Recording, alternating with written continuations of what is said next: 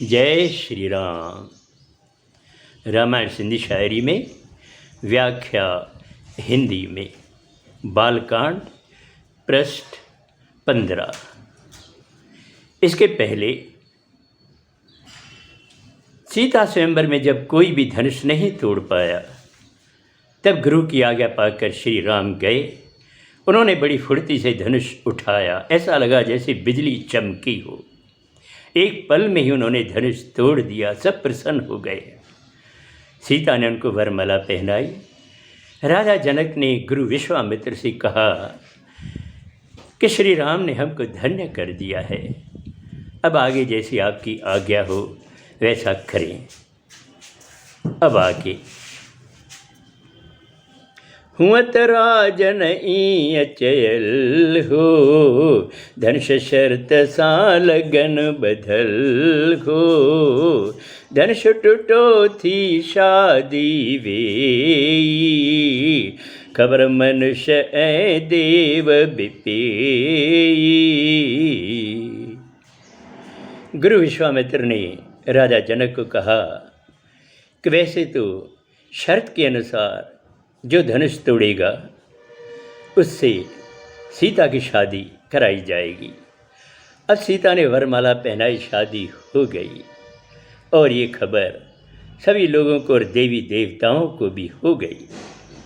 हाणे भली तू कर वनी कुल जो जिय वहवार, पुछ बांभण गुरु है वडा वेद चैल आचार। गुरु ने कहा कि फिर भी आप जो व्यवहार करना चाहें करिए, जो आपके कुल की रीति हो। पंडितों से पूछिए, गुरु और बुज़ुर्गों से परामर्श कीजिए और वेदों में जैसा कहा गया है वैसा करिए। दूत अवधपुर में पहुँचायो, राजा दशरथ के बिघुरायो। जनक भरी हामी मुस्काए, दूत भजाया जल्द सदाए। गुरु ने कहा कि फिर भी अवधपुर में अपने दूतों को पहुँचाओ और राजा दशरथ को बुलवाइए। राजा जनक ने तुरंत हामी भरी और मुस्कुरा कर कहा, जी गुरु जी। उन्होंने दूत जल्द बुला लिए। दूत राम जी नगरी आया, सुह उताजी नेण लुभाया। राजद्वार इतलाउ करायो, दशरथ राजा खेन घुरायो। दूत श्री राम की नगरी में आए, वहाँ की शोभा देखकर बहुत प्रसन्न हुए।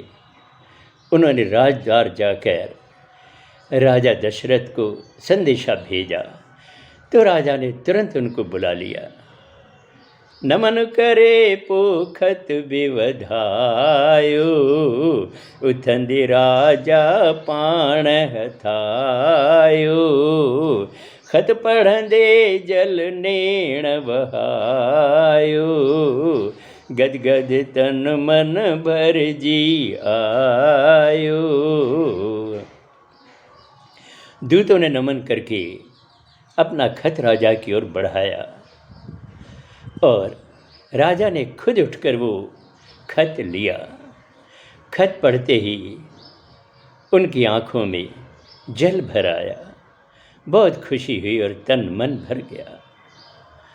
वशिष्ठ वट खत पिण खणी, राजन पहुतो पाण। दूत वठी व्यो मानसा, ॾियण गुरु खे जान। राजा जनक अपने गुरु वशिष्ठ के पास गए और उनको जानकारी देने के लिए वह खत अपने साथ ले गए। और जो दूत आए थे उनको भी बड़ी इज्जत के साथ अपने साथ गुरु के पास ले गए। अब आगे अगले सोमवार को जय श्री राम।